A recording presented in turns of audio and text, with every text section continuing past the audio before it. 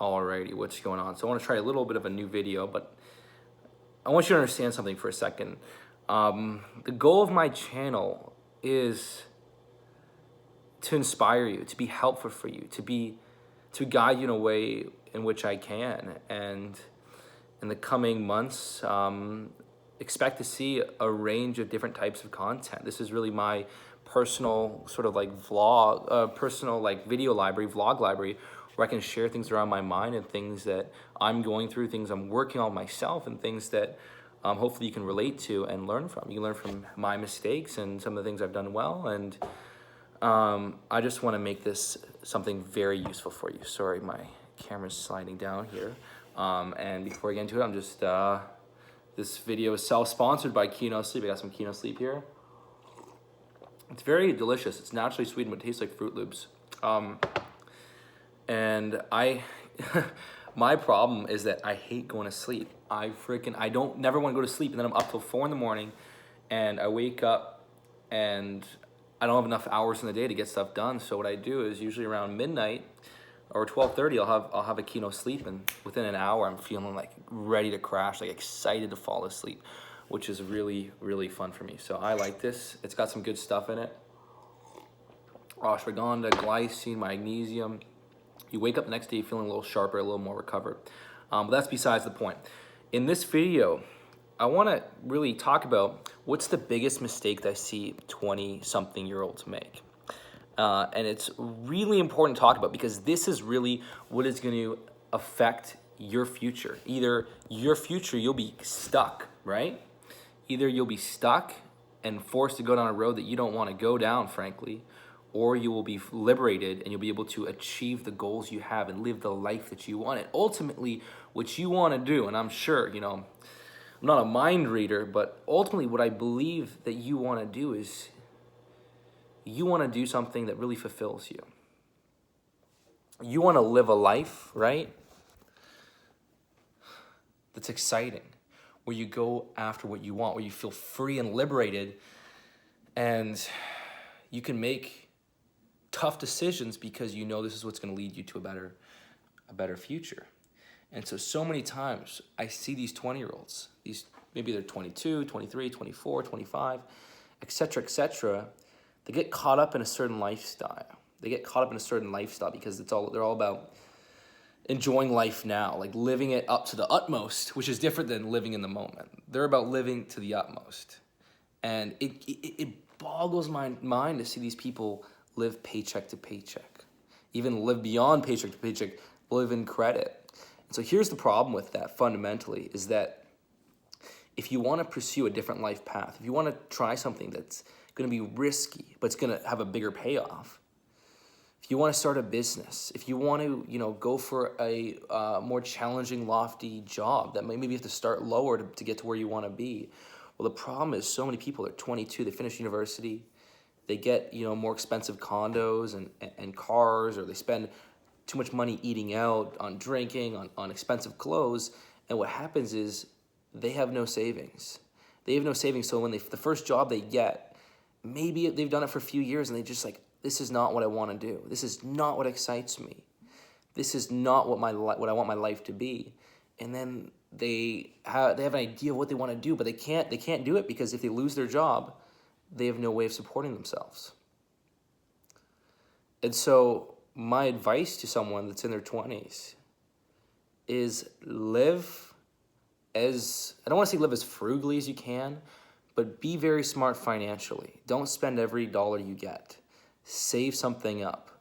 Make the goal to have 6 months or even a year of savings.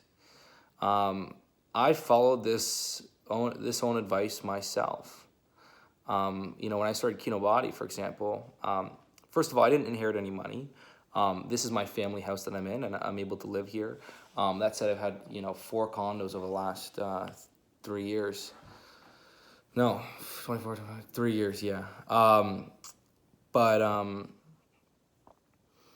live, and I've traveled and lived in LA and stuff. But when I was starting my business at 19 years old, I did not spend much money at all. I didn't buy a car till I was making well over 6 figures. and I lived at home. I didn't go out drinking that much. If I was gonna go meet my friends for drinking, I would drive. So I'd save the money on, we didn't even have freaking Uber back then. I saved the money on taxis, which would have been like $40, 20, or even $60. I only had like 2 drinks, which was only like $20. So me going out, I spent $20, and then I saw all my friends, they were spending, $30 on cabs if they're splitting it. They'd spend $80 at the bar, and they do that twice a week, and that money adds up. And so I really want to challenge you to be very smart. Think about the big picture. Don't just think about what you want right now. Think about what you want in a year, 3 years, 5 years, and 10 years. And you never, ever, ever want to find yourself in a position where you're 25 years old and you're working this job that you hate, and there's this opportunity to do something that's inspiring, but you can't do it because you don't have any savings. And if you leave your job, you're screwed. And now you have all these car payments. You have a too expensive apartment. You have this habit of going out and spending so much money on the weekends. And this message may relate to some of you, maybe not everyone, but it's just really something I wanted to talk about. It's like, this is what I think is one of the biggest mistakes. I've seen people make this mistake. I've seen people that I know. I've seen other people that, I barely know, but I've seen them kind of in that position. And I can't, for me, I'm an entrepreneur. I built this business. It's the best thing I've done. It's like, I'm so excited about it. It's so fulfilling, but I can't with a straight face tell someone to go and try and start their own business idea when they have nothing to fall back on.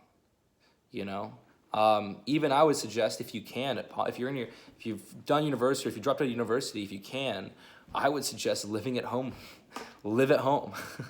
As long as you like it, as long as you have a little bit of freedom, but live at home. Or if you can find like a cheaper place where you share a place with a couple friends, do that.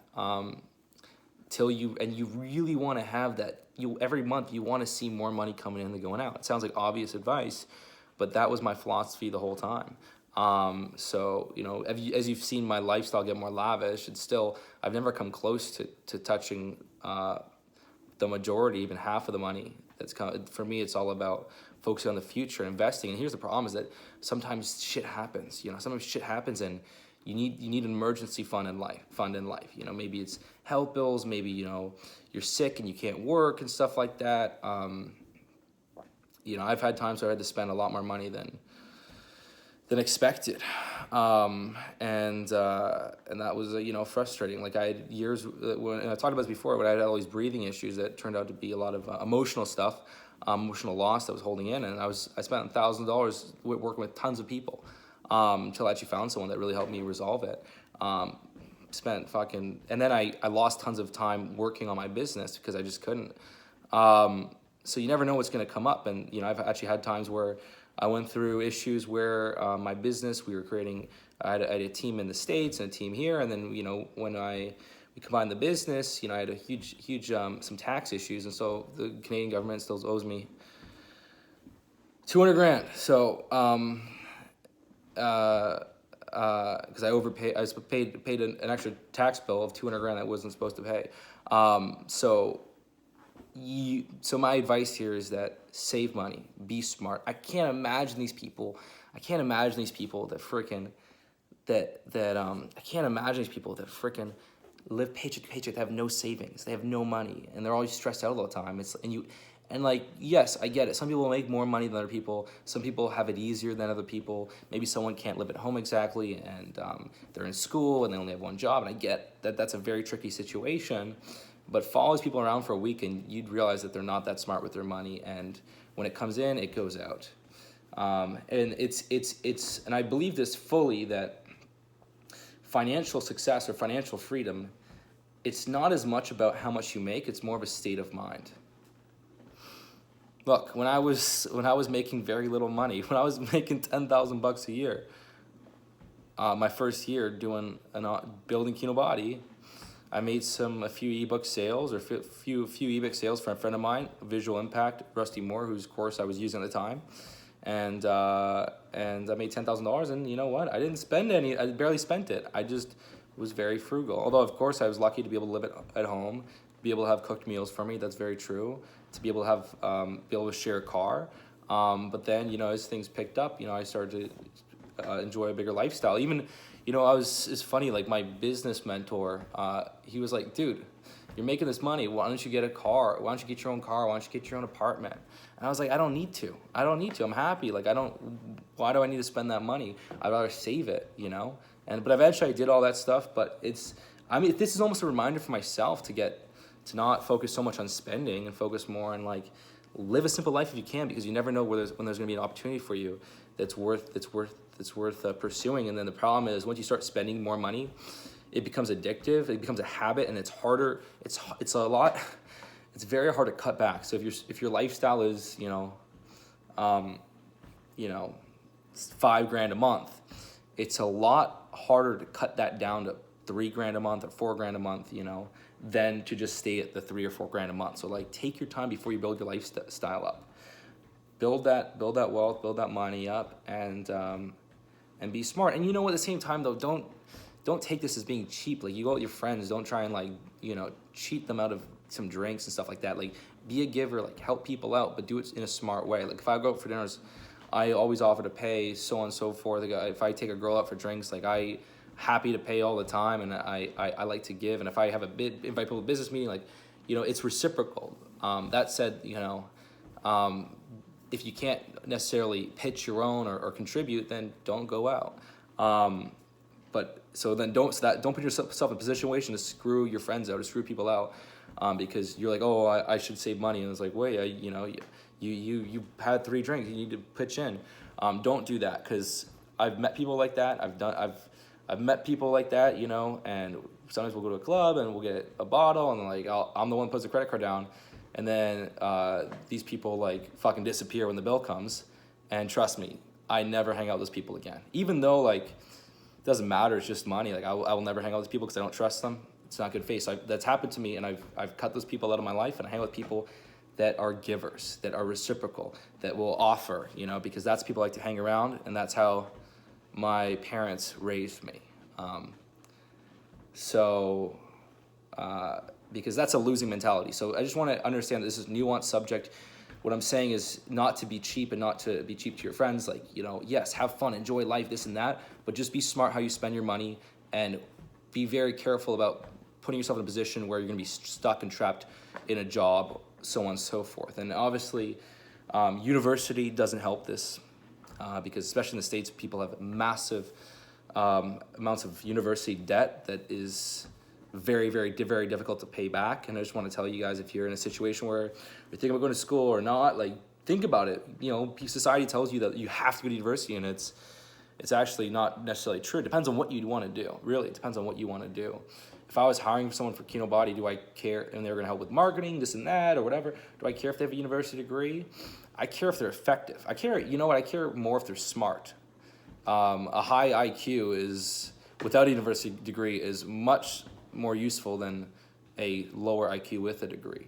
And university these days, depending on the program, depending on the program at university, a lot of these, liberal arts degrees, it's the problem with it is it's turns you into social justice warriors, and no sane company ever is going to want to hire someone, because they're going to be a human resources nightmare. So don't think that you have to go to school, depending on what you want to do. And if your parents are going to pay for school and you're not really sure what you want to do, sure, go down that road and pick something useful that's going to be really beneficial. My parents were going to pay for my school, but I dropped out anyways. But if you're going to pay for your school out of your own pocket, and you're not, on your way to becoming like a freaking lawyer, doctor, engineer, so on and so forth, you're just doing some sort of degree and trying to figure out along the way, I wouldn't do it. Not at all. No way. That is a losing.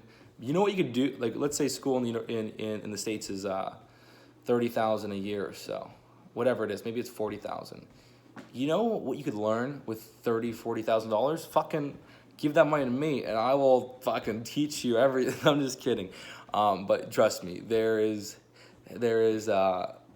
Interestingly enough, if you have a good idea of what you want to do, then all you do is figure out what you want to do, and then try and find out what's the best way to learn how to do this. And a lot of times, if it's like something very specific, business oriented, it's not necessarily in school. You know, there's tons of education out there, tons of coaches, tons of programs, tons of seminars. Find the best people and learn from them. Find mentors, so on and so forth.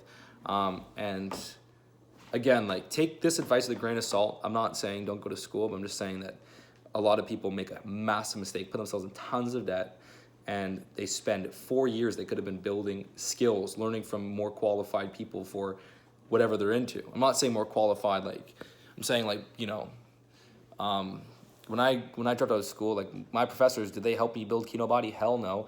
But then when I learned from people that were building websites and learned from people that were you know, running online companies, I learned way more. So that's what I mean by qualified. Qualified for your specific skill. So just want to kind of share this.